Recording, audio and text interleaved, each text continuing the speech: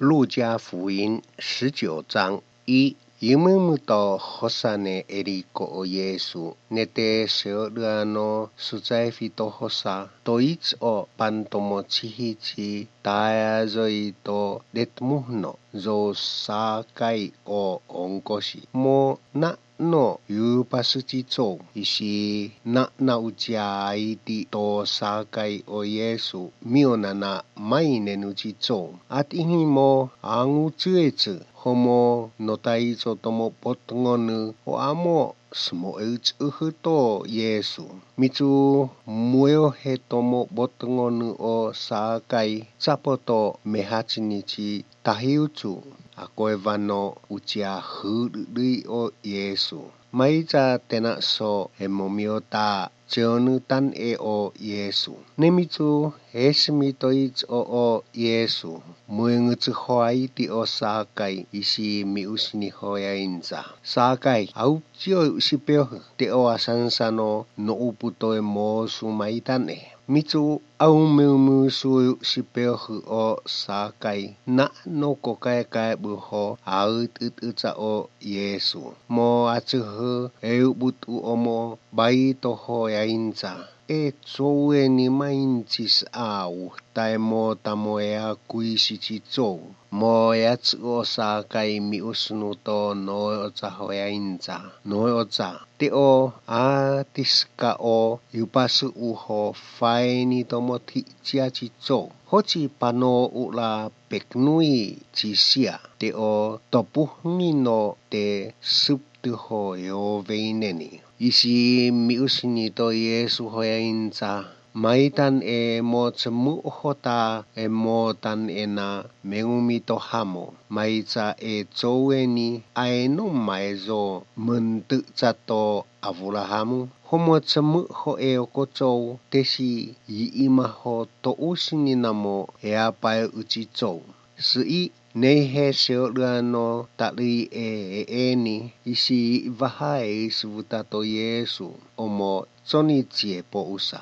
nemio tetsu mon isuts uhne Yerusalemu o Yesu ihe taunano tetsu tsemu hona pengto hamo ein chato Yesu panto chihi toda ein vachi suezo pumo uhne chovhi te eats aho pa honte atabeisi tenatsu yuove aushino e ohu isi eteuna omo maskuchi soskuskunu pa machochoni to peisuno king einza ho ate o eontan e temu titha e peisueni ho amamhimhino aiti tenana pionan temu pedui taspuhnga o chouto yachisi puhpungu lahe anana va sosuknovatso moepei tatehes kunaho uafeihi hoyainza watemza tiova etsou eni hochi honte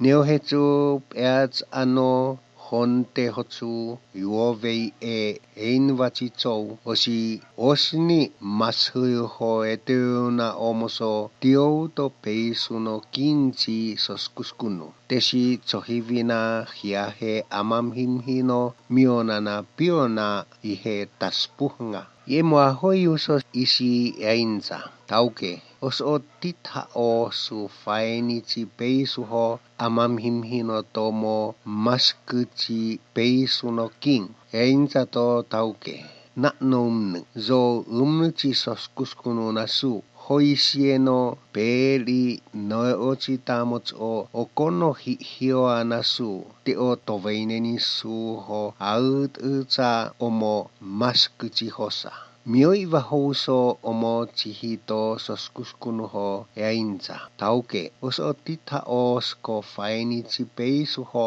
tamaspuhngu tamo eimochi peisu no king isimi usnito tauke ho einza teko maezo haut utsutomo eimochi hosa mioi vahouso omo chihichi soskuskunu ho mainza tauke aemon ayon tan e peisusu oso to siruata hite lau anana vas moasu maiza miko so moitsuchicho ukachi oho siya takon a pienza.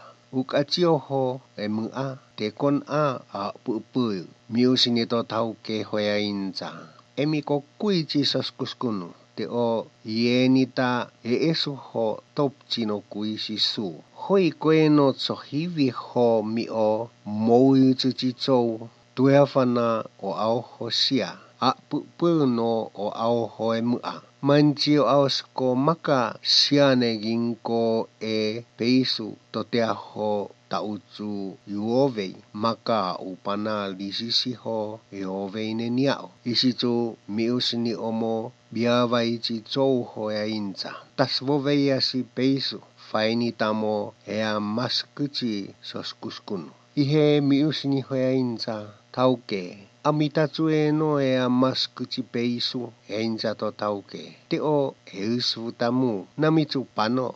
Te finomo asuh cumani namo uka temo eza a upana atutu siho eza tienga I omitu motano hoci u honte ci hang hafahutan yonta tu ho opzoza erspa punga ni mo papoevu o Yesu te mo usunune Yerusalemu ne tetu mon isut to pofaki ho potania nemitu mitomo miusunu to chtui olivu mo smuhnu tomo yosoci tesi o Yesu ho pa muoa. Euto taveya ya inza. Temu tai to motuh cici yo ho tamutu yumeumu tamu teului o isi se teneni ci o amatu ho la ahta aweva sopaivici o konolova tamu yunga hoe usnatane. Hoci panonte tuoca semu hoya inza mainci yunga si o konolova tamu ya inza tesi tithato no oza. Mitue ohu I oihe aiti aulu mais ato isi eusvutato Yesu neihe seorano yunga o konolova isi tuoca si to himnonu to lova mainci ahava yunga si o konolova ihe utinga tesi tithato no oza. Ataveisi ihetu eakaka o lova ho usnato Yesu. Ihe spoeni to uhuto lova o iaci heusu oza o Yesu ho pas mopayo. Nemu mosuhtu o Yesu ihe atha spoeni to zeonu o iaci heusu. Netet ue motsumu une Yerusalemu sut to toyovzato mia usunune chtui olivu mo I mita ihe aitici taunona vuci hioa o tesi hotu toh momoeng to hamo. Tumuno I mozoyu toyo keo isio to hamo emo boemino onko si hotsemu hoci honte. Mo ea susiomu pepe no usunu no sopepeaci hamona soevoheng.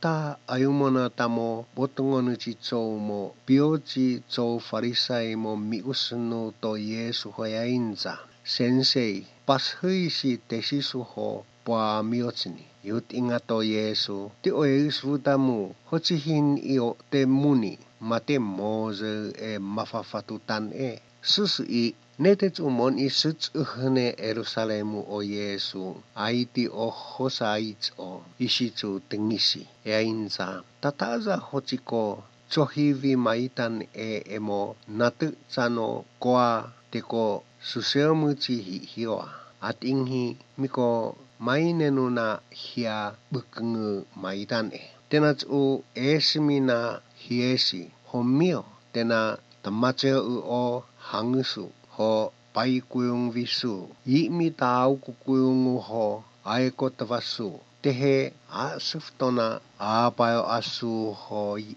etatisko vata ayumona tahosa o ate mako yan yupa totoy otsuchi fatu mai chao aosko maka hongana hiesino to usni to hamo susu nemitu yumumu to seiteng o Yesu isitu Petea fa omo amamhimino chicho.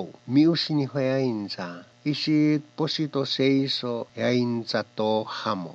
Seiten u te la oona inoli. At inhi imu tiisuhaho teai skuuno yaksai. La huhutsamasi yonta seiten o Yesu ho mo matsohio to cho o saisi cho le matsohio seiso hoi o masos soe tita eata hosa dahe uchiao tsaza o Yesu. At inhi o aihe tsohivi na tehe di aausna. Maitsa lahe so toe hungaumna takui tamo botngonu chi cho taya zoi o machochoni chi lasi ee.